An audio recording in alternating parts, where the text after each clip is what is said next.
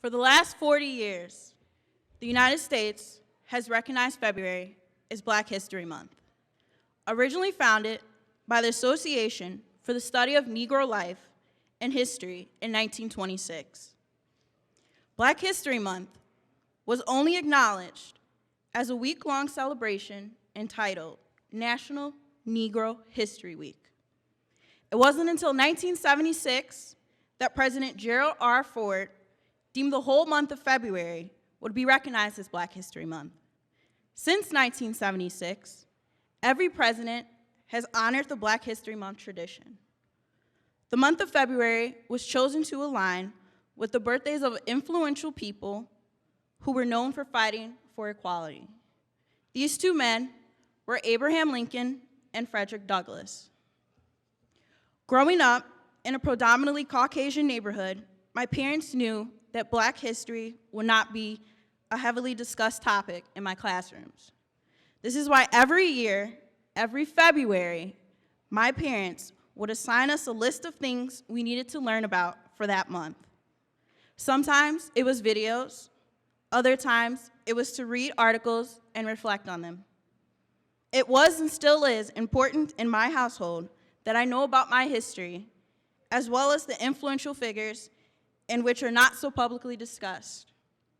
Some of these being Matt Baker, the first known African American in the comic book industry, and Dr. Daniel Hale Williams, who performed the first successful open heart surgery. There are many historians in which some of us do not know. So I challenge you all in this audience today to take 10 minutes once a week for the next 4 weeks to learn about a significant figure in which impacted our society today. Familiarizing yourself with a person's contribution will show your gratitude for their endeavors. I'm an avid member of African American Student Alliance because it is important for me to empower my fellow peers of my race. Within our race, some of us have lost our identity and dignity of what we truly represent. Due to the lack of mentors, some African Americans have lost their ambition to motivate one another. We must not succumb to what and how society perceives us, but redefine what it is to be a member of the African American community. Therefore, the goal of Black History Month is to applaud and enlighten one another in pristine honor of our ancestors, in which you look down upon us to this very day. Dr. Martin Luther King said in his I Have a Dream speech, "But there is something that I must say to my people who stand on the warm threshold which leads into the palace of justice. In the process of gaining our rightful place, we must not be guilty of wrongful deeds. Let us not seek to satisfy our thirst for freedom by drinking from the cup of bitterness and hatred. We must forever conduct our struggle on the high plane of dignity and discipline. We must not allow our creative protests to degenerate into physical violence. Again and again, we must rise to the majestic heights of meeting physical force with soul force. In today's society, we must remember those words of Dr. Martin Luther King Jr.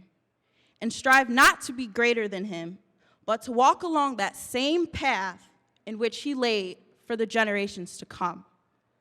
Separate but equal are the exact words in our Constitution. These words are supposed to make it fundamentally okay for there to be this enormous impediment of separation of whites and coloreds. It is supposed to excuse the actions that my ancestors fought and clawed their way out of in order for me to be here in front of you all today. Separate but equal has no enrichment or empowerment. As a society today, we read about many things in all cultures. However, it seems that African Americans are always subject to scrutiny and demise. For all, there must be equality. Everyone must work together and get along because we are all one race, the human race. Thank you.